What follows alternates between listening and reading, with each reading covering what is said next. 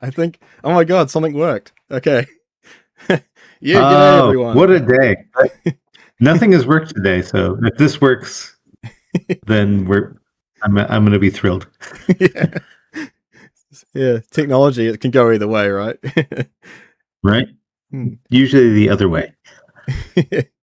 Yeah, g'day everyone. It brings me great pleasure to welcome none other than Jeff the Spider himself, Maxwell Atoms. So, yeah. Why won't you love me? This is the first time I've sort of done like a little Q&A thing like this. So if things are awkward or get a little bit weird, then that's just how we are at Video James NZ. So, Maxwell, how you been? It's going to get weird for sure. The chat box doesn't seem to be working. I've got it there. I can never get that to Well, there we work. go. Oh, Technology. there we Yeah. go. Okay, it worked. Okay, everything's working. Okay. Oh, I don't believe it.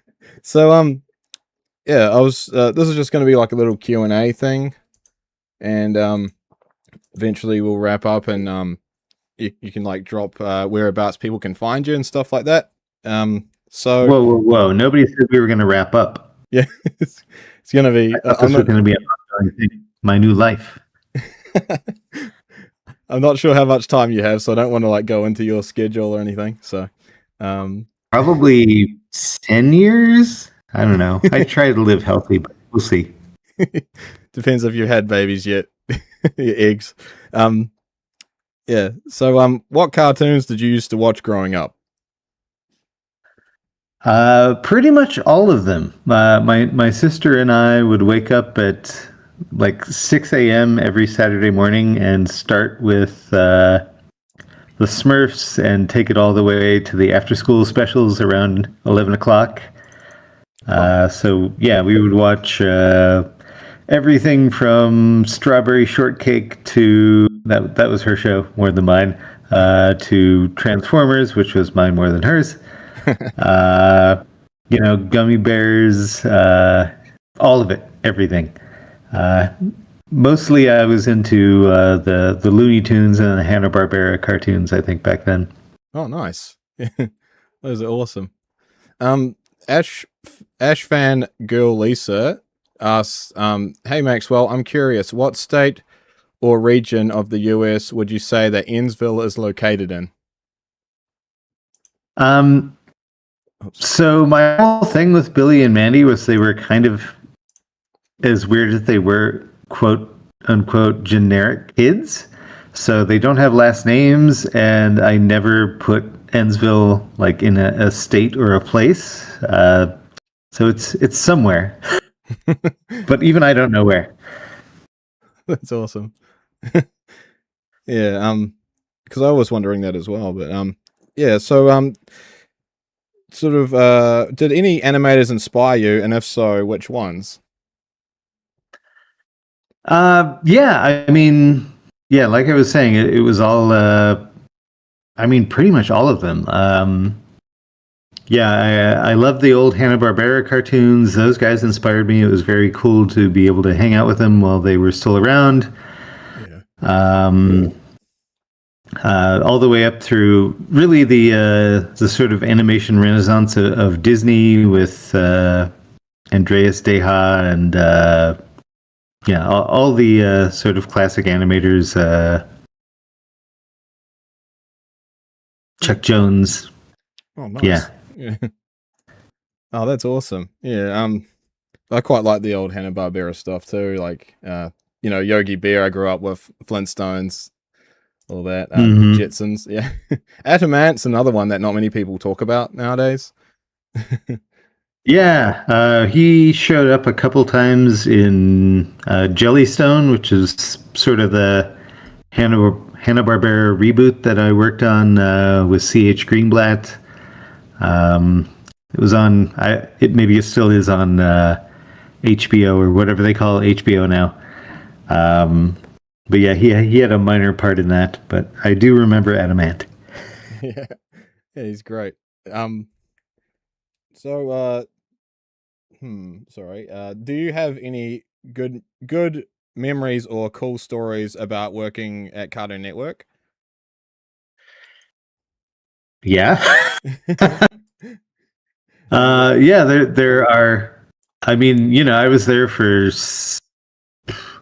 I mean, I was on Billy and Mandy for 7 years, and before that, it was probably 3 or 4 on other shows. So there are an awful lot of stories. I mean, I guess from the time I got there, it had just been sold to Turner, and the old guard was on the way out, and there really wasn't much left of that. There was this sort of weird age gap where I got there, and everybody was either my age, which was their very early 20s, and then everybody after that was, probably in their 40s or older. Um, so, it wasn't like a hot industry at that point. Um, but yeah, so I got to Hanna Barbera. I don't know. I could. That's a broad question. Sorry. Um, Mr. Tim Shell Sherber, sorry, I hope I'm saying that right. What's it like getting to work with Frank Welker? Frank Welker is awesome. Yeah, he was the voice of Boscov. We had him come in for all sorts of. He's one of those actors who's very very versatile. Um, I was talking to somebody else the other day about this, where there are voice actors who do one or 3 or 5 voices really really well, and then you've got people like Frank Welker or Grey Delisle or Tom Kenny who they can just step in and do almost anything you ask them to. Um, my favorite Frank Welker experience probably, and this was, I guess, back in the early days of Billy and Mandy. Well, pretty much all of Billy and Mandy, we did ensemble records. So we'd get the main cast in this tiny tiny sound booth, but we would also throw in Armin Shimmerman and Tom Kenny and eight or 10, because there were limits back then on how many people you could have per episode, but that was about the maximum. And they would all be in the room playing off each other. And one time Frank was like doing Boskov for Evil Concarne, and my voice director was like, "Hey Frank, can you show him the duck thing?" And he was like, "Oh yeah, yeah, yeah." And he had been on DuckTales, and I don't know how many ducks he had done for Disney, but at one point he stepped up to the microphone and he did a chorus of singing ducks. So he was. I can't even explain it. It's like the Tibetan throat singing, where it sounds like 6 people singing at one time. He was doing that, but in a duck voice. That sounds incredible. Yeah. It'd be awesome being there for. He was actually the one that came up with. We had an episode of Evil Concarne that was just all improv. One day he was just like, "Hey, you should do an episode that's all just improv," and he kind of sold me on it. And that was Hector, King of the Britons, where Hector Concarne wants to get the Excalibur so he can rule Great Britain, and that whole thing. It was sort of a nightmare for me in the end, and I understand why people don't do this now. But he said that we should do the improv episode, and so I brought the cast in, and everybody just kind of I had a loose outline, and everybody just riffed and played off each other, and then I had to go back in and sort of make it work, and then write new pieces that connected that made the connecting tissue. But yeah, very cool guy. Very cool guy. That is awesome. What is your favorite Billy and Mandy character to work on / design? Like, which one would you prefer? I'm sorry, that last part broke up a little bit. Oh, sorry. What is your favorite Billy and Mandy character to work on / design? I mean the main cast I'll say are always my favorites.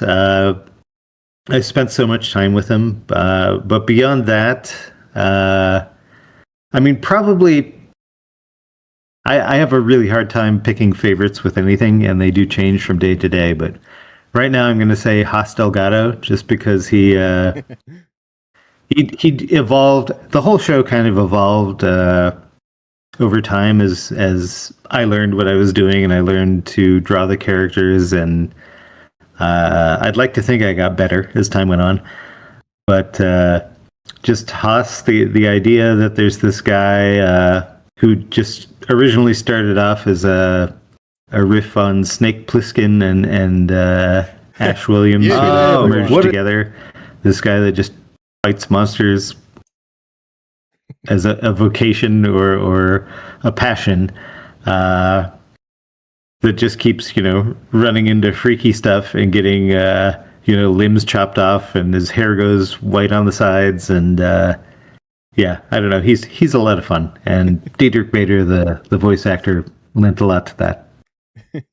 Yeah, President Evil was a really cool game. I wish it was a real game. Or the Oh, me too. Yeah, or Pat the Baker, definitely. What's it like what was it like working with CH Greenblatt when you worked on Chowder? When he worked on Chowder, sorry. I definitely got Billy and Mandy vibes. I mean, Carl came in, I guess it feels like midway through to me, but it was probably earlier than that. And he was a force to be reckoned with for sure. He came up with a lot of the iconic episodes and characters. I would always let the board artists write their own outlines. Like once they'd kind of proven themselves, I'd be like, hey, every season I would come up with 10, 12 outlines and just put them in my outbox on my door. And they'd be welcome to come and dig through those and see if there's anything they wanted to storyboard. But once they'd proved themselves, I was like, yeah, write your own if you want. And Carl jumped on that right away and came up with some really great stuff. And by the time he was on Chowder, I mean, basically I don't want to take too much credit, but part of the reason he got Chowder was because he proved himself on Billy and Mandy, sort of the same way that I ended up getting Billy and Mandy because I had proven myself on I Am Weasel. So that's kind of how Cartoon Network did it. Any good business, I suppose. You see the people that are doing what you want to do and sort of pulling ahead, and you're like, that's a good person, so yeah. I'm going to hire them to do more. You can rely on them, yeah. Yeah. Omega Jaeger asks, are there any plans for not the whole project, but maybe some bits of Dead Meat to appear in future projects? Dead Meat. That's a painful subject for me in a lot of ways. Like it started in pain and it ended in pain. Yeah. Basically, I always sort of view writing as it's an exorcism. So if there's something that's bothering me or that I feel passionate about, I kind of quote unquote write it out. And Dead Meat was sort of I guess I started it around 2012, 13 probably.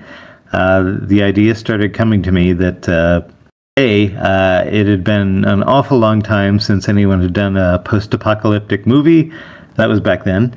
There hadn't been a Mad Max movie. There was no Fury Road yet. So the last one was Beyond Thunderdome. And I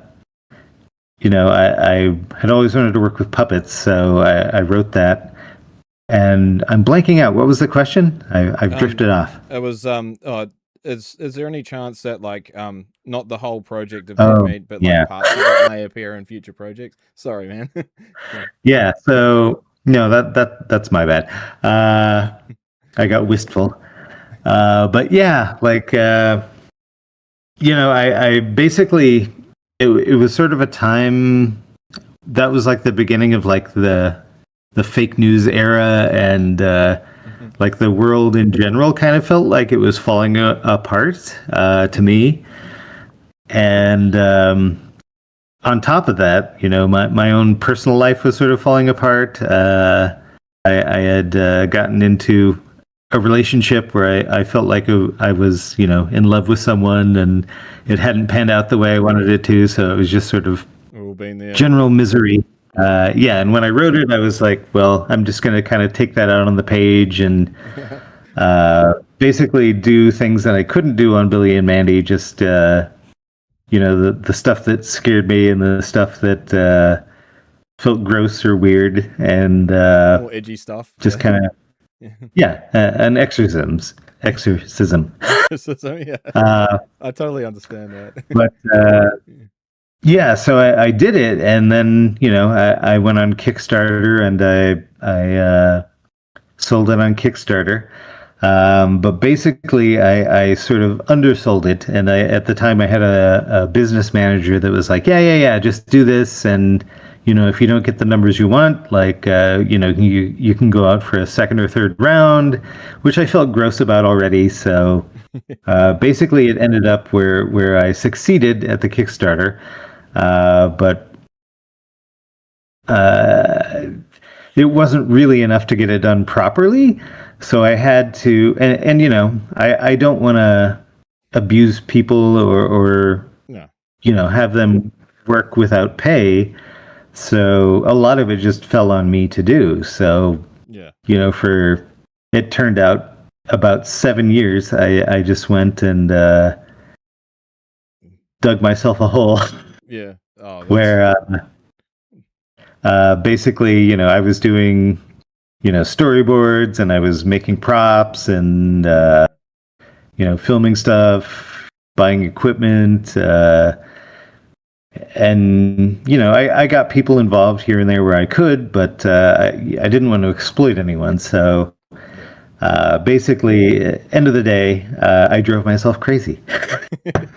yeah. I understand. And I was kind of working on it because it didn't pay me, and I couldn't really pay anybody else. So I was working my job at Warner Brothers, and then doing that, as a second full-time job on the side. And about the time of the pandemic, basically, I ended up talking to somebody at the Screen Actors Guild, because I'd spent years making, special effects and puppets and all the stuff that didn't involve like real living actors. And before I started paying real living actors, I wanted to check in, because I had on the Kickstarter committed to using some of the voice actors from Billy and Mandy, and just other people that I knew who were members of the Screen Actors Guild. And the people at SAG were like, no, you can't do that. Like, you can't mix people who aren't in the Screen Actors Guild with people who are in the Screen Actors Guild. So that was like a whole hurdle that I had to do. I did one sort of big shoot. This is another thing I did, was I didn't have money to like rent a set basically for a lot of the locations. So I decided, like, well, I'm just going to turn my house into a set. So I needed this post-apocalyptic bar. And so I bashed holes in my own walls, and I, papered over my windows with newspaper, stuck skulls in the holes that I dug, and it looked pretty cool, to be honest. But I kind of half wrecked my house. I had a bunch of people come over. This is actually how I met Viv from Has Been Hotel. She was one of the people who came over and spray painted my walls. But yeah, like long term, I kind of wrecked everything, and then the pandemic hit. Oh man. And so I got into this position where, like, I had to pay the actors, and it was just sort of like more expensive than I thought it was going to be. And on top of that, pandemic, so I can't really follow up on it. Yeah. So I was kind of waiting for the pandemic to end for a year, and then it became 2 years, and like I'm just basically at this point living in a post-apocalyptic hellscape of my own design. And by the time that was kind of nearing its end, I was doing some stuff with Greenblatt again for Warner Brothers, and so that was like another kind of high pressure situation on top of high pressure situation.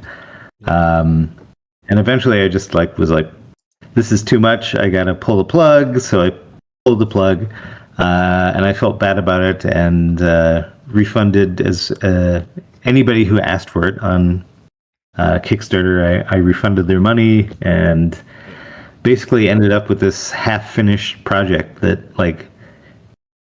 legally questionably can't show.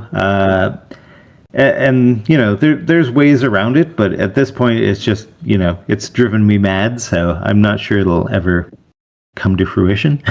Yeah. But I was thinking the other day, now so much time has passed that I can kind of let that go, and I think what I might do is just take the footage I have, and some of the resources I have, and just almost, I don't know, just make it a kind of semi-storytelling YouTube video where it's partial script reading, partial footage, and better than nothing. That'd be interesting, yeah, because I saw some of the concepts that you did for it and stuff, and it looked friggin' incredible. But I'm just real sorry that you went through all that shit. But yeah, it's Thank you.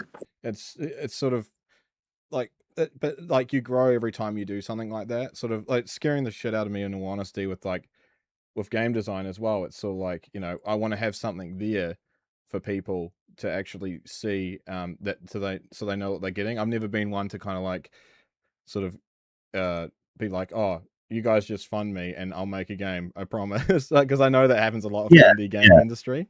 Okay, yeah, indie games. Yeah, so but, yeah, I know what you mean, and that's kind of that's also what scares me about the potential of what we're doing is it is a lot of work, and knowing that it's a lot of work, I don't want to screw anybody over, including myself. Yeah, man, no, we'll play it safe. By the way, guys, we're making a game together, Maxwell, Leslie Rodriguez, and myself, and yeah, it's true. It's gonna be awesome. So yeah, someone here asked, and what was it? Someone asked, in the Evil Concane episode, Christmas Concane, what's it like getting to reunite the stars of I Am Weasel, Michael Dorn, and Charlie Adler? I mean, those guys are amazing. So I always love seeing those guys, whether it's in the booth or at a convention. I was thinking recently about Michael Dorn. When I was on I Am Weasel, because of course he's Worf from Star Trek, I used to write these things for him where it was all about Weasel's honor, and I would just use words like honor, and then he'd get through halfway through a speech and be like, it's Worf. This is Worf. But he was always really cool about it. He signed a bottle of Klingon blood wine from Las Vegas for my dad, so I appreciate that dude. Charlie Adler's also fantastic. I actually did see him about a year ago at a convention for the first time in a long time. Before that, the last time I saw him, he was wrestling Richard Simmons on the floor of a Disney record. Richard Simmons. I brought my dog in, and I always brought my dog into the records back then, and he was, just rolling around on the floor with the dog, and then Richard Simmons got down on the floor with the dog, and before you knew it, the dog was like, "What's going on?" And they were just rolling around together. It was amazing. It sounds like it. It's incredible. So, on the subject of voice actors, did you know any of the voice cast of the Grim Adventures of Billy and Mandy before you cast them, or like in your No, actually, that was all through my voice director, Chris Zimmerman Salter. And a box of audio tapes. That was kind of what happened. Was when I had to cast the show, somebody came by my office and just dropped this big cardboard box full of audio tapes, like magnetic audio tapes on my desk, and they were like, "Hey, listen to these. These are actors." And just trying to cast Billy was such a pain because Rugrats was huge at the time, so everybody was doing a Tommy Pickles thing. So every tape you listen to, it was just Tommy Pickles after Tommy Pickles. And Richard was just, he really stood out. Gray, I think, came from just a series of casting auditions we did, and she was fairly new at the time. But immediately I was like, yeah, that's Mandy. And Grim was definitely the hardest. I had pictured him as a British guy, so I was looking for kind of Dr. Smith from Lost in Space, the TV show kind of thing. And we actually had that guy come in. And, he was great, but he was very, very old at the time. And it just didn't feel right. So we just kept having people come in, and Greg Eagles came in, and he did a pass with a British accent, and I was like, okay. And then, like, somewhere between takes, he just did kind of a riff on the I can't remember the actor's name, but the 7-Up commercial guy who was in the movie Annie. And I was like, whoa. Can you do one like that? And then he just did a pass like that. And I was, the more I listened to it, I was like, that's perfect. That's so damn cool. Silky plays says, hey Rob, how you doing? Says, what's your worst writer's block and how did you overcome it? The worst writer's block. I think that was like also kind of pandemic era, just like, the world was in flux, and it was kind of tough to get through the shifts in the industry and stuff. But again, I think for me, it's an exorcism. You have these feelings inside you have to get out, so you just kind of write it out. And yeah. I guess the more you do it and the more honest with yourself you are, kind of the more you get into it, and the more kind of truth comes out. Back to video games, weirdly enough. I was playing Skyrim the other day, which I haven't played in probably 13 years or something. Oh, man. But for me, that's all an exercise in kind of writing and headcanon, and like whenever I play those games, like I don't have a ton of time to play video games, so yeah. Every iteration of the Elder Scrolls since Morrowind, I've played one, maybe 2 times. And all of my characters kind of tie together, and the story is sort of one consistent story. So I guess that's that.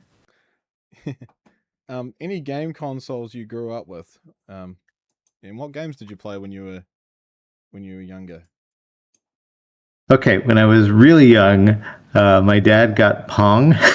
Oh, no. And that was like, it was a game console. Like, it was like a thing that you just bought, like this entity called Pong that had controllers with like a dial on it, and you would just bounce this ball back and forth. And that was my first kind of video game memory.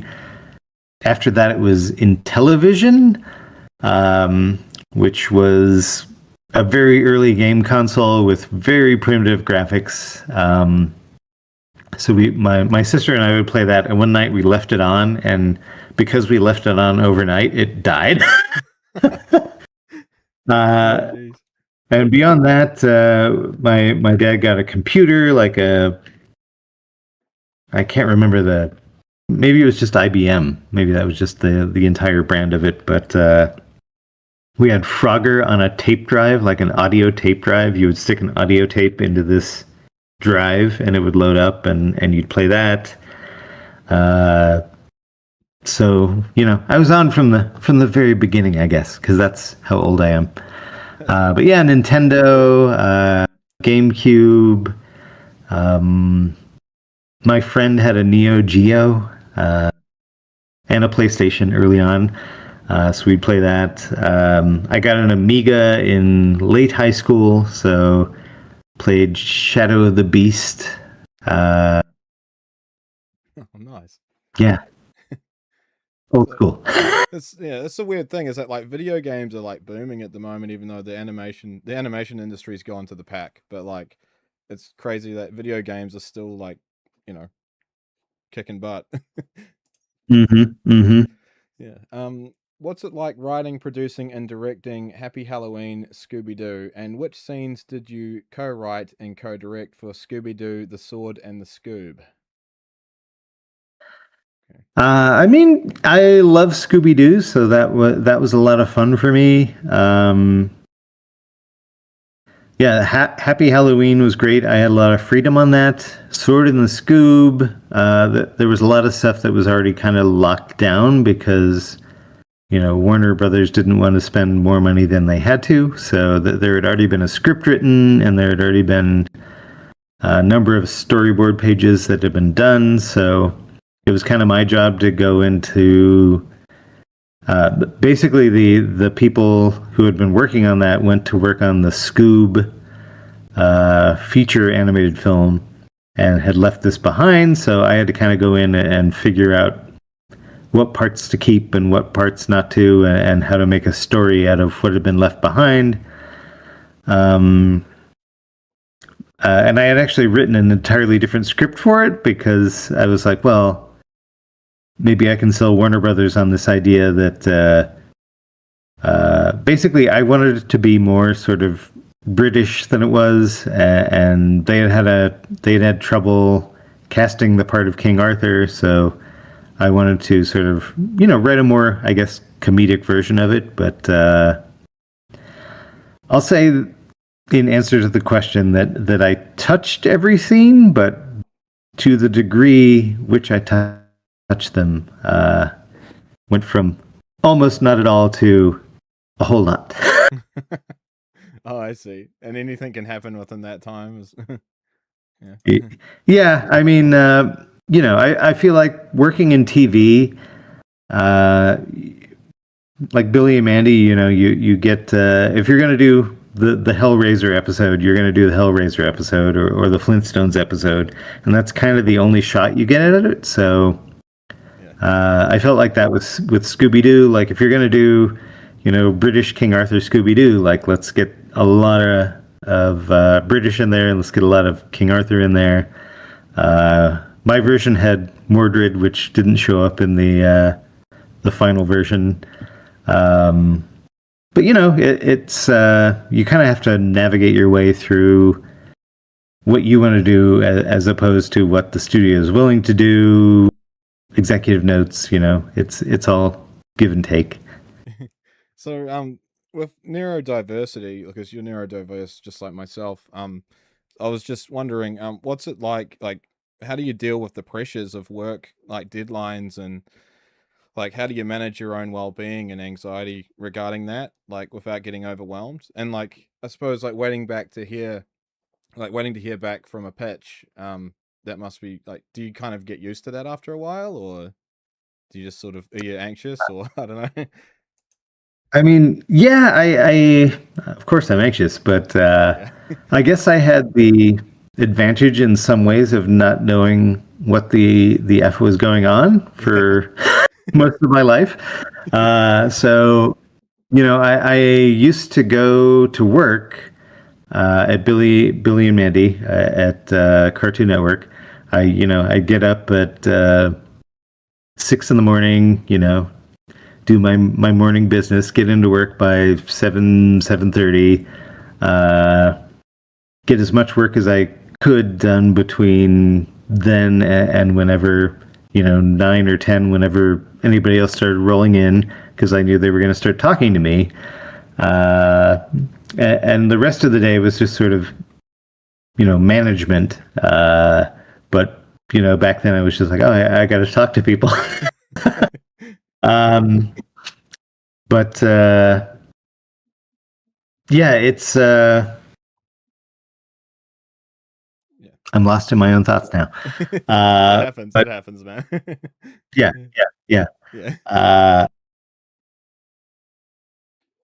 I've lost it. I've lost the thread. That's okay. I'll try and save us. Quick. Have you ever worked in like fast food or retail, or like what's the crappiest job you've ever had to do?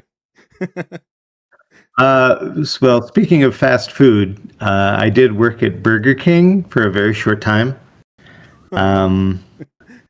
Yeah, I was a dishwasher at Burger King. I wasn't even, I'm not a and this is another thing with me. I'm not a like put my face on camera kind of guy. I think I'm better behind the scenes. Behind animated spiders. So I washed dishes at Burger King, and I remember my manager there was like, "Hey, look out there in the parking lot. You see that Camaro? That's my Camaro. If you work here long enough, you can get a Camaro." I was like, "I don't really want a Camaro, and I don't want to wash dishes." But that job sucked. For a long time in high school, I had a job at this place called Cave of the Winds in Colorado, which was a tourist attraction, and I was on a good day, I was a tour guide, which meant that I could, lead people through the cave and kind of explain the formations and whatnot. But most of the time, I was a janitor, so I just would walk around the grounds, sweeping things up. This is a real segue, but there was a story I call the Exploding Man, where so there was the cave, which had most of the formations have been torn off by people in the 1800s. So they built new formations out of cement and lit them well, so nobody really knew. But like there was like a real part of the cave, like in the way back. But you had to put on, overalls, and you had to have a guide, and you had to, crawl through the mud and the narrow crevices. And so there was somebody who had done that, and then I guess gone to the bathroom and exploded because there was nobody there anymore. And I just remember going into the bathroom and being like, "Oh my god!" And feces on the floor, the walls, the toilet, the little bit on the ceiling. I don't know how that happened, but I remember going to get my boss, who was very cool. There were these two kind of bikers that worked there, and she came in and she was like, "Oh my god!" And she was like, "It's okay. Just go mop up outside. I'm gonna take care of this because this is too much." Yeah. But that was a bad one. Yeah. That's horrific. Yeah. Oh, there's some doozies. Like anyone that's worked in fast food, like they've always got a story to tell. I myself have done about 10+ years experience at McDonald's, and yeah. Oh, I got some horror stories. Let me tell you. Yeah. I'll bet. And oh yeah, one kid just like I don't know, some parent just let their kid chuck up in the lobby, and then it was like the parent dragged them as they were vomiting because it just was like everywhere. Oh. One of the other coworkers. Another cave story was, Yeah. and I don't need to say more than this. There was a formation called the toilet bowl, so you can imagine what happened in there. Oh god. Whenever I would actually do the tour guide tours, I would not call it the toilet bowl. I would just call it the hole, because I didn't want to encourage anyone. Yeah, it's pretty horrendous. Would it be cool if you and sorry if I'm saying this wrong, Paul McEvoy, got to McAvoy, yes. Oh, cool. got to write, produce, and direct a Scooby Doo / Billy and Mandy crossover film. Yeah, would that be cool? Yeah, that would be cool. I would like that. I actually brought that up to some of the people at Warner Brothers after I had done the two Scooby Doos that I did. The next ones coming up were Courage the Cowardly Dog and Scooby Doo, and Crypto the Super Dog and Scooby Doo. And I kind of passed on both of those, which, in retrospect, maybe I shouldn't, but shouldn't have. You felt like it was the right But idea at the time, though. Yeah, yeah, yeah. But yeah, they were like, Billy and Mandy's such a cartoony show, like, it can't cross over with Scooby because that's more realistic. And I was like, but is Courage that much more realistic? yeah, yeah. Exactly. I mean, they did a lot of Johnny Bravo with Scooby Doo, which worked quite well. Hmm. He's he's pretty goofy, and Yeah. that was a great episode. What was it like working on Karen Chicken? Cow and Chicken was great for me. That was my very first storyboard job. I had come out of Film Roman, which was The Twisted Tales of Felix the Cat, a little bit of King of the Hill, and then this show, The Blues Brothers, which had never really, I mean, absolutely had not come to fruition. And then after that, I was just looking for work for 6 months, which is kind of how the animation industry worked at the time, and ended up getting a job at Hanna-Barbera doing prop design, which is, you're drawing the axes and the cars and the tanks and whatever else the show needs that's not a character. So I did that for a while. I switched over to character design once I'd proven myself on that, but I knew what I wanted to do was tell stories, so I kept taking storyboard tests, and after like the third one, David Feast, the creator of Cow and Chicken, was like, "Oh yeah, okay, let him do a board." So I did the Karate Chick, which was my first ever storyboard and the only storyboard I've ever won an award for. I won an Annie for that one. But yeah, it was a great experience. I got to know a lot of the people who would end up working on Billy and Mandy for the first season. David was and is great. Charlie Adler, all those people. Yeah. My casting director for Billy and Mandy. Oh, it's just madness, that show. I love it. It's one of my favorites growing up. Yeah. So, what is your favorite sort of creature to draw? Like, what do you enjoy drawing most? Like humans, monsters. Any preference?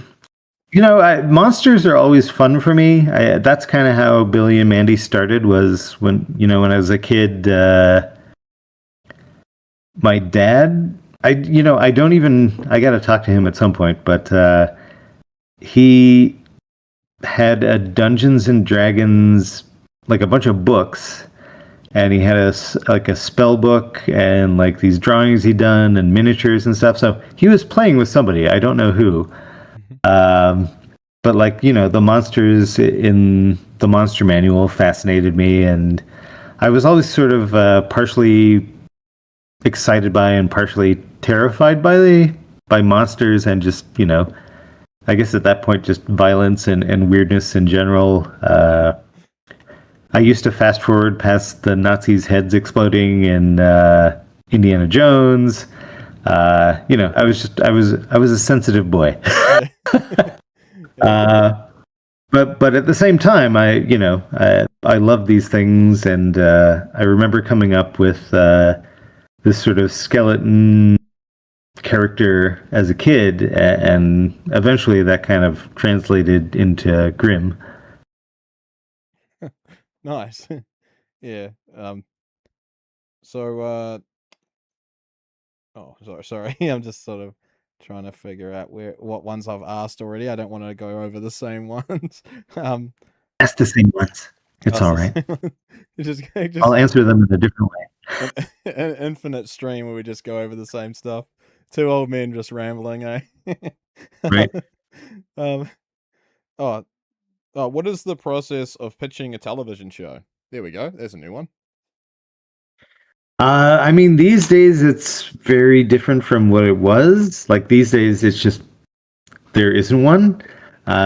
These days, basically, you put something out on YouTube, and if it does really really well, then the studios will notice you, and you can you know grab their attention and take it from there.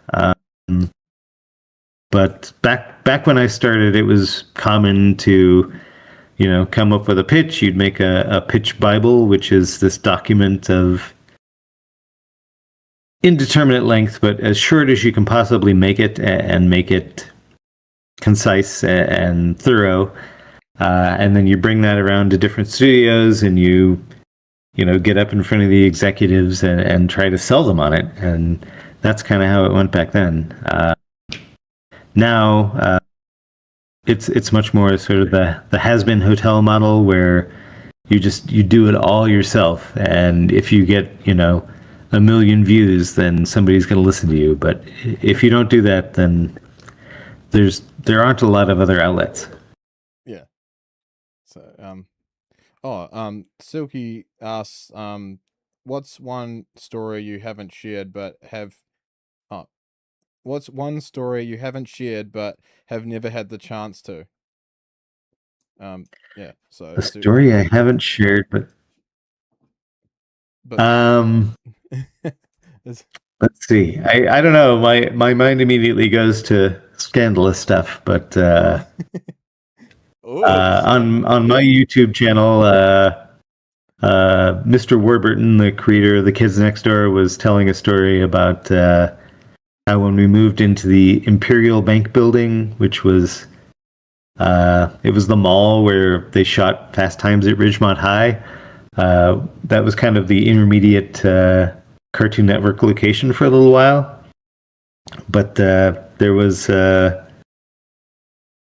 like this hotel, like 2 buildings over, and from where we were, you could see the roof of the hotel with the pool, but people would always just be hooking up there, for lack of a better term. Oh. So people would like bring in binoculars, and like midday someone would be like, "It's happening again," and you'd run over and be like, "Oh, yeah, there they go." Hanky panky, a bit of tonsil hockey. Yeah. Yeah. That was we were young back then. There's a lot of fun stories. There was with Paul McAvoy, who was mentioned before. He was a storyboard artist on Cow and Chicken as well, but and eventually Billy and Mandy. But back then, he's very much a prankster. So there was a long period of time where he had found out how to dial into the intercom system, so he could broadcast to basically the entire floor. And then he would just dial up this number and play chicken noises. So I joined him in that for a while. And after maybe 3 or 4 weeks of doing this, we realized it wasn't just our floor. It was basically the entire building. Oh, hell. What was the animation in the Grim Kids Next Door? Oh, why was the animation in the Grim Kids Next Door so different from regular Billy and Mandy?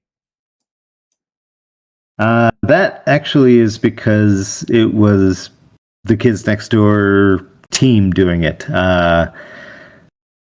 We had, I had, Tom Warburton and I have been friends for a really long time, so we'd been talking about making this thing together forever. And it came sort of at the end of a bunch of specials and the DVD, and I was kind of burnt out, and he was like, well, let's do it. We got to do it before, it's too late. And I was like, okay. So, we came up with the story together, and basically because there was a Billy and Mandy chunk, I gave that to one of my storyboard artists, Alex Almaguer. So he boarded the Billy and Mandy intensive parts of it. But as far as like the anything beyond the design, like that went to Tom's crew because it was out of Tom's budget. So, it was Tom's people and Tom's overseas studio. So that just sort of lent a different flavor to the whole thing, I think. Yeah. So, what stories for Billy and Mandy and Evil Konkane would you have wanted to tell, whether it be about characters, episodes, or stories that you were never told before?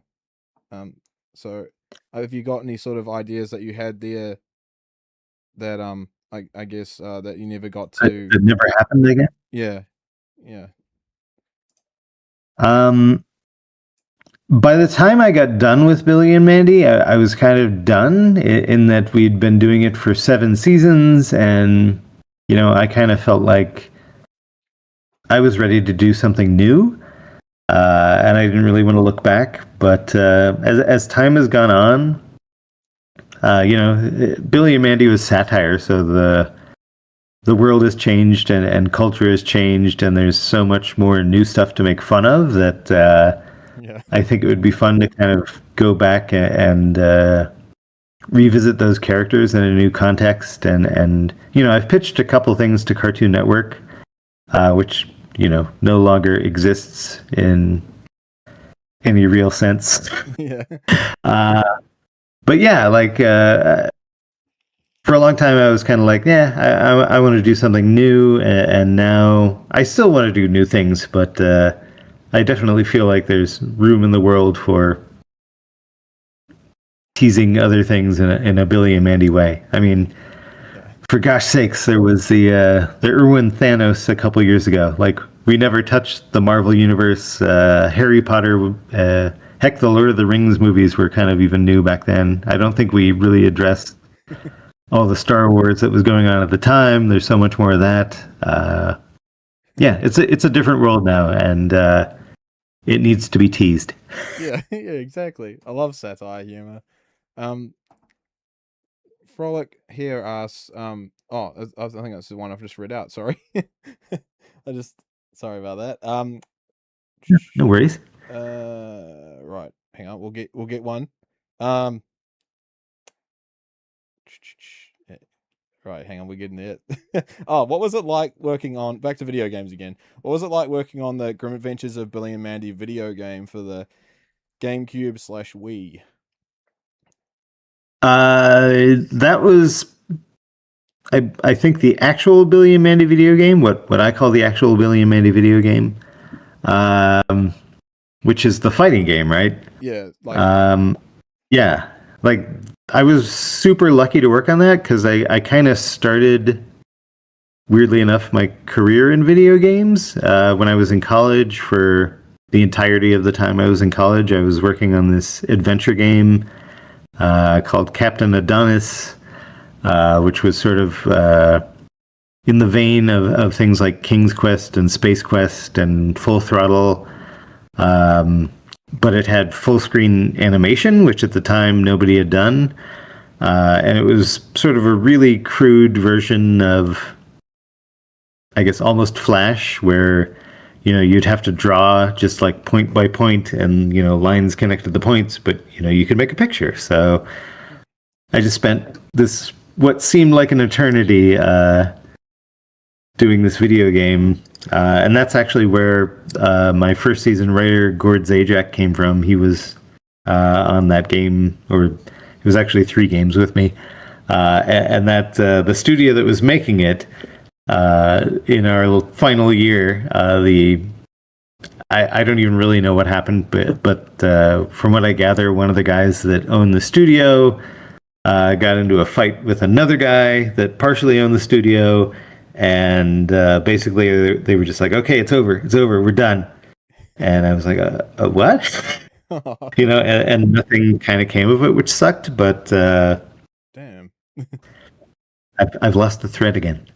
Yeah. Oh, just yeah, it was what was it like working on the Grim Adventures of Billy and Mandy video game for Oh the yeah, so GameCube? yeah, that felt like a bit of redemption because I got to work on that with the people making the game.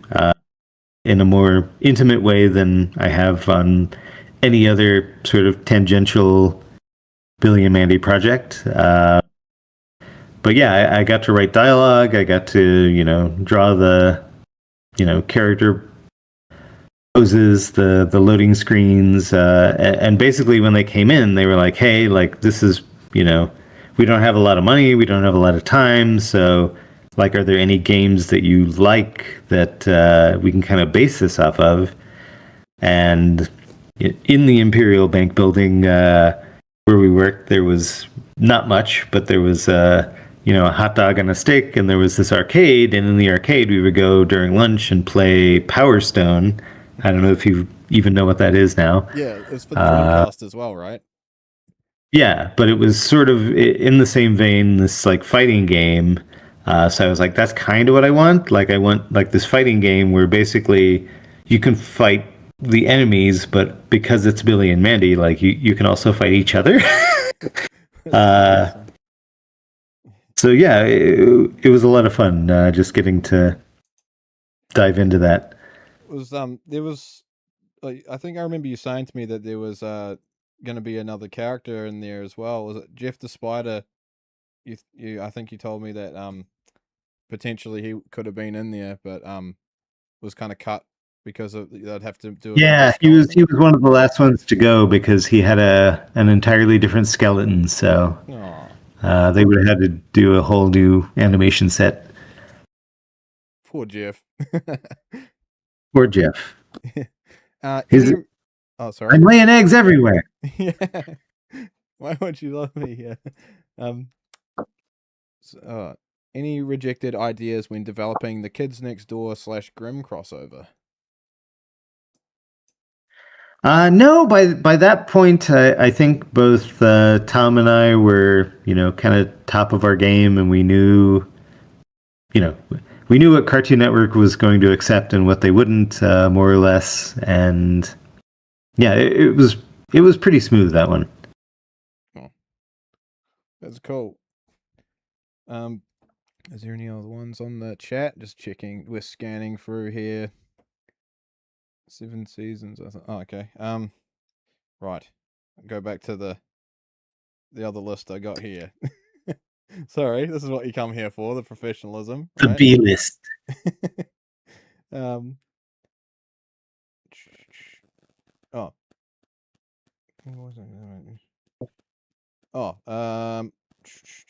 Did you have much to do with the Cartoon Network Punch Time Explosion XL game? Because I saw they had like a 2.5D stage of Innsville, and it looked pretty cool. No, that one I was completely divorced from. Like I knew it was happening, but nobody ever really called me, or I think at that point they just sort of gave it to that studio and just were like, "Hey, make this game." Again, that's kind of why the other game is so special to me, because I was actually involved. Yeah. There's a Game Boy Advance Billy and Mandy game too, wasn't there? I think. Yeah. Yeah, and I didn't have a whole lot to do with that one either. Oh man, I wish there was like a box set of the DVDs that was released, and like, more merch would be fantastic. Well, yeah. I nabbed up those pop vinyls when I could.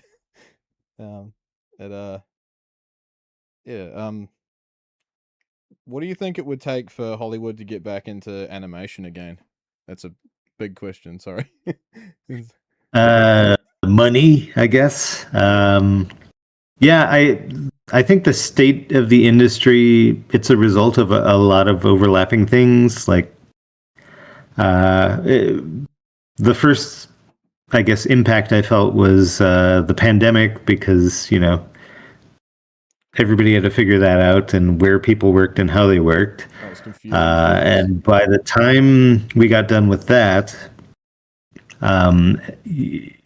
we'd gone into sort of the AI era, and there's not a whole lot of AI being actually done in kids' TV animation, but there was the passion for it, I think, on the studio end. Yeah. and on top of it, there's just the nature of how media has gone with streaming services and I guess sort of the death of streaming services now, where at one point you could kind of find anything you wanted to somewhere, and now you look up any given movie and you're like, well, why can't I see this anywhere? Yeah, yeah. But also there's the studio mergers. So good grief, since I started working at Hanna-Barbera, I mean Hanna-Barbera got bought by Turner, which got bought by Warner Brothers. I'm probably getting the order wrong, but AT&T, and it just feels like every 2 years there's a merger going on. Yeah. So I do feel enormously lucky that Billy and Mandy slipped between the cracks and actually got made, because so many times, I've literally sold, no joke, 12 plus shows to various networks since Billy and Mandy, and none of them have gone anywhere because midway through development, somebody will buy the company I'm working for, and the new executives will come in and kill everything that was there and start anew. Damn it. So that's just kind of the way it goes now. Yeah.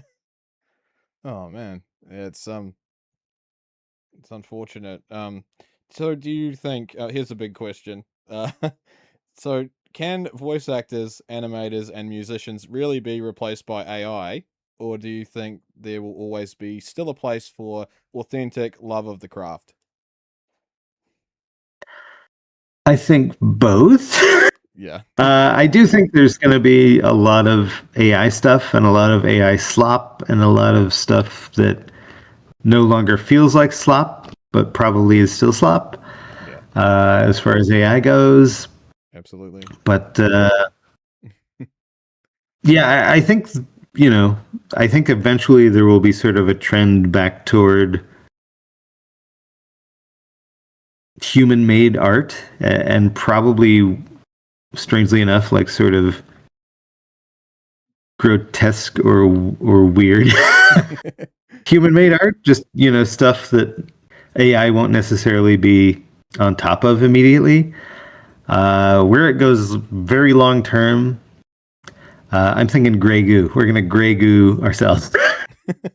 Yeah, I mean, you could just take a photo of that bathroom that was covered in shite and just Oh yeah, they could call that art, I guess. but yeah, I don't know. It's we're entering a different world. So Yeah. my hope is like the most bizarre thing about all of this is I feel like for my 20s or whatever, I was like anticipating AI, not like this, but thinking about AI and the future, and if there's going to be, this is a deep thought here, but like if we're making our own sort of descendants via AI, like a new species or creation that sort of ends up replacing us. Like,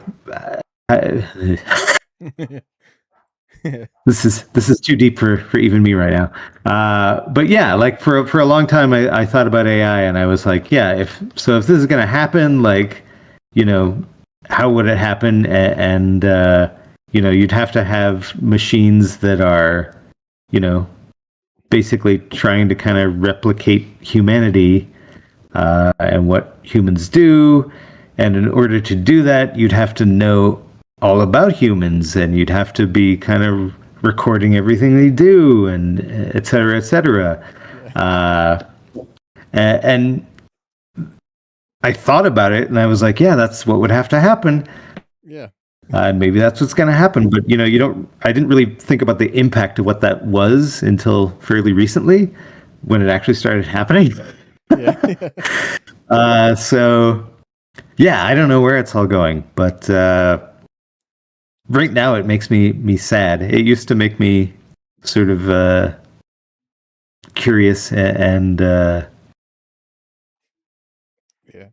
hopeful in a weird way. But yeah, now I'm like, Yeah. and it would Nice. help if I actually still had a real job, but it is what it is. Yeah, it's AI is just I don't know. I just can't. I've mucked around with it, like making songs and stuff, because like I can't play, you know, I can't play an instrument to save myself. I can only play Happy Birthday on the guitar, but like it's Hey, sort that's of pretty good. it's just sort of like like I can't call myself a musician for using AI to make a song.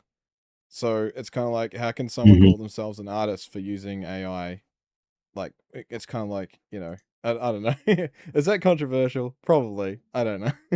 It's sort of yeah. Nah, I don't think so. Yeah. But Yeah, I feel like that's not controversial. oh, okay. Like I mean, obviously, if you are an artist and you're just like using that, I don't know. I don't know. It's a gray area. But I just know that it's not for me. It's not for me. Yeah, And I feel like it's less and less of a gray area for me because it's really not you doing it.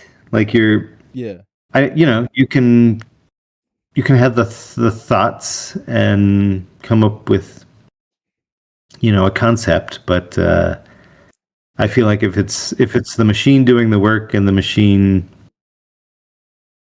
like you're not learning anything, I guess, that's part of the artistic process for me is you try and you fail and you come to something that works for you, whatever that is. yeah, But with AI, you're just sort of like you type it in and you're like, yeah, okay, that's pretty cool looking. yeah. Exactly. It's not actually you coming up with a conscious choice of the stroke of the brush, or yeah, it's Right. exactly that. Yeah. Um.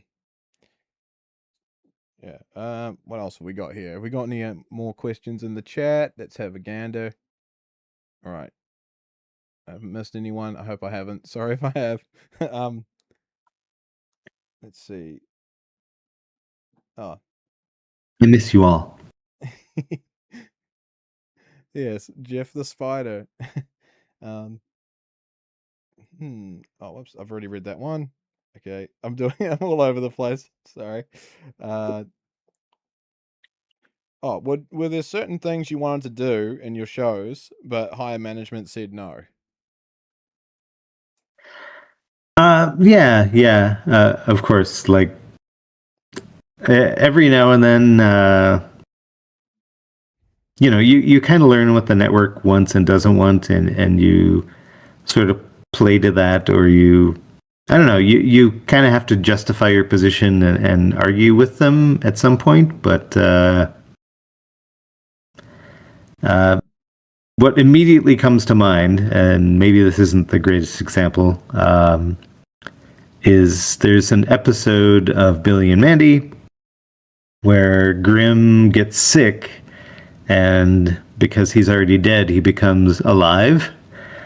And he grows skin and stuff. And basically, I wanted the character to kind of look like Greg Eagles, who's the voice actor, who's black. Yeah. And Cartoon Network was like, "Oh no!" And I was like, "What? What? Why? I'm paying homage to Greg Eagles." And Yeah. they were like, "Yeah, but basically now you've got these two white kids who own a black guy." And I was like, "Oh shit!" Oh. Like I hadn't even the thought hadn't even crossed my mind. So Yeah. every now and then, they do have reasonable thoughts and help you out. Yeah. I follow Greg Eagles on Twitter. I hope that's his authentic account. He's yeah, he seems really cool. Would like to have like Yeah, he is cool. I haven't been on Twitter in a very long time, but it probably is. you're It not missing probably is much, him. man. It's like a swimming pool where everyone just gets in and pees. That's probably Yeah, the it's probably the best I way. got on LinkedIn fairly recently, and I was like, oh yeah, this is just like a grosser version of Twitter or Facebook. Yeah, I try to stay off it. I haven't been on Facebook for a long time. I barely use Twitter. Same. Yeah. um, yeah. Oh, I'm sorry. How are we going for time? I don't want to like, you know, override what you're. I'm okay. Yeah. I had some cola before we started. Oh, that's all you need. It's a good nutritious breakfast, or even yeah, Yeah, supper. I am a little loopy, and I apologize if I keep losing my train of thought. But I barely slept last night. Oh, yeah, Um, same here. my my wife's out of town, and I did this like live stream like late last night, and then just like I couldn't get to sleep, and then I woke up at 4:30 in the morning. I have a cat who has asthma, so he was having an asthma attack, and so I got like maybe 3 hours of sleep. Oh man, I'm sorry. Okay, we won't keep you too long then, because yeah, That's all right. It's all right. I'm in it now. I'm use me while you got me. I haven't had much sleep either. I'm gluten intolerant, damn it, and I just can't resist delicious food, and so you know, That's the worst, I assume. yeah. And so, yeah, you're up all night with like indigestion, and it's like, oh damn it, this is old man. This is turning into an old man stream now. Sorry, but oh, Junkers asks, why did Grim sound Jamaican? I think you just explained earlier. Uh, Yeah. yeah, that is all Greg Eagles. When he came into audition, yeah, I explained it earlier, but yeah, he just did it. He just did that between takes as a riff, and I was like, "That sounds great. Can you do a pass like that?" And after that, listening to it, I was like, "That's the guy." I was shocked to find out that he did Spurg as well. Like, it's just such a different tone, and the Hmm. voice. Like, it's yeah, that was an awesome discovery. Poor Spurg.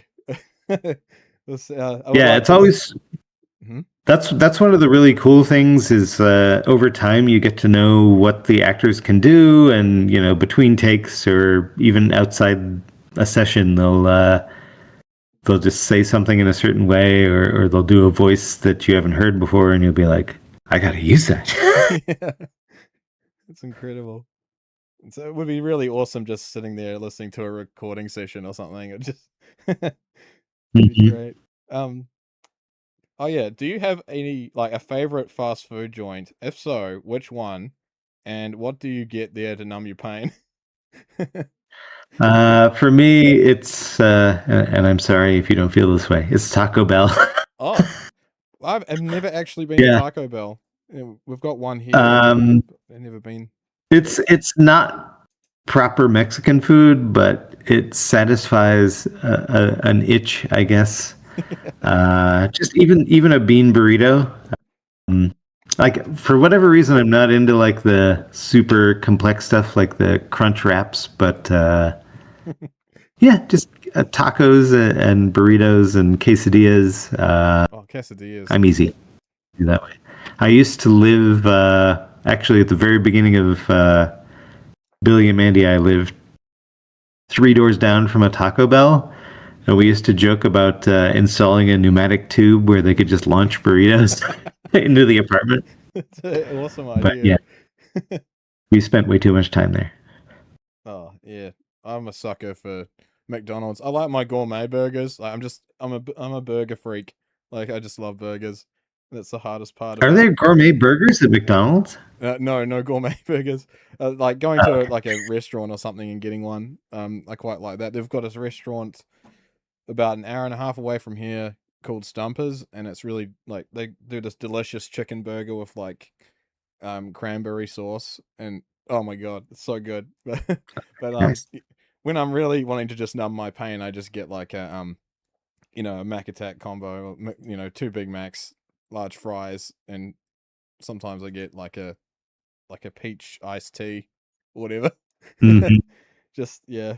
Yeah, there are actually some really good burgers here in Costa Rica, thankfully. So Oh, sushi, LA is like a sushi hub, so I'm gonna miss that because they certainly don't have that here. what's the weather like in Costa Rica? It's actually very. Well, I'm in the mountains of San Jose, so it's weirdly almost identical to Los Angeles. Los Angeles, actually, where I was, got a little bit hotter. We got into the 90s. Here it tops out in the high 80s, but and there's more rain, which is nice. But temperature-wise, it's very similar. Yeah. Oh, that's where oh, I think I've asked that one already. Right. We'll ask a couple more and then I might wrap it up because I know we're both tired. um Yeah. any chance you thought of parodying Monster Mash during Billy and Mandy's run? Okay. I completely butchered that. I'm gonna try that again. Um, Yeah. I mean, I assumed the song, but yeah, I'm sure that thought's gone through my head. I actually wrote again because over time there's so much more stuff that I wanted to kind of parody in with Billy and Mandy. I wrote this script called Billy and Mandy Destroy Us All, cosmic horror musical, which is it was my answer to an end of the series, I guess. So that was a movie musical or DVD, whatever. Basically, it came from online a lot. I see people be like, "Well, what is the canon of Billy and Mandy?" Because Billy died in this episode, or everybody died in this other episode, and like, how can these exist together? So I was like, eventually, like, well, how could that happen? So the answer to me was it's sort of a multiverse thing, and I wrote it before Multiverse of Madness, but knowing that was coming up. And basically it's the story of what happened after Billy and Mandy. So it starts off with Mandy, and she's 20 whatever years old, and she's been diagnosed with Frownington syndrome, which is why she can't smile.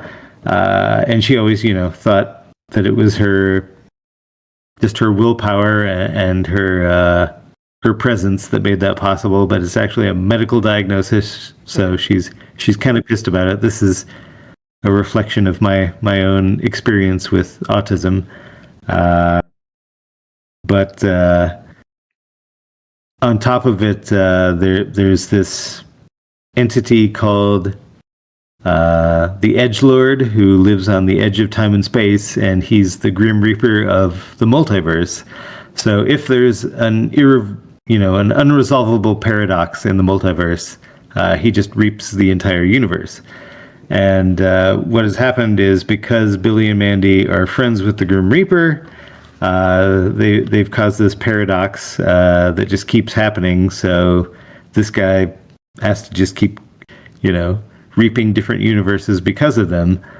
And so Mandy, it's Mandy of the future, and Grim from the Dune episode where Mandy is God Emperor Dune.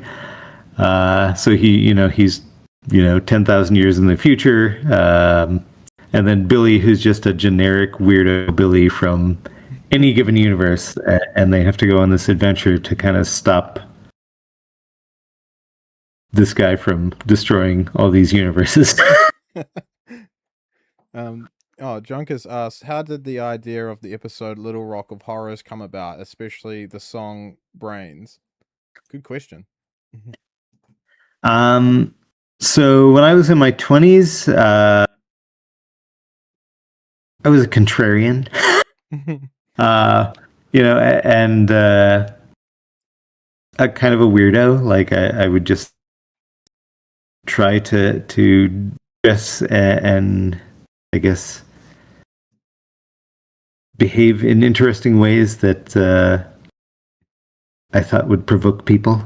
And my friends would go to goth clubs, and eventually I was like, okay, yeah, I'll go. And we were both listening to Voltaire at the time. So this is right when Billy and Mandy was starting, and I was like, well, I'm gonna see if I can get him to write a song for Billy and Mandy. And my friend Frank was like, really? And I was like, yeah, I'm just gonna go ask him. So we went there to this club called Bar Sinister, and he had done his set and basically was working his own merch booth because that's what was going on at the time. And I remember just going up and being like, hey, so I've got this cartoon show, and I gave him the spiel, and he was like, yeah, okay. So we exchanged email addresses, and I wrote to him, and probably, 12, 15 years later, we ended up randomly meeting in Hong Kong while we were both there on vacation. We just ran into each other in a bar, as weird as that is. Oh, small And world. yeah, he was like, yeah, like back then, I just thought you were full of shit.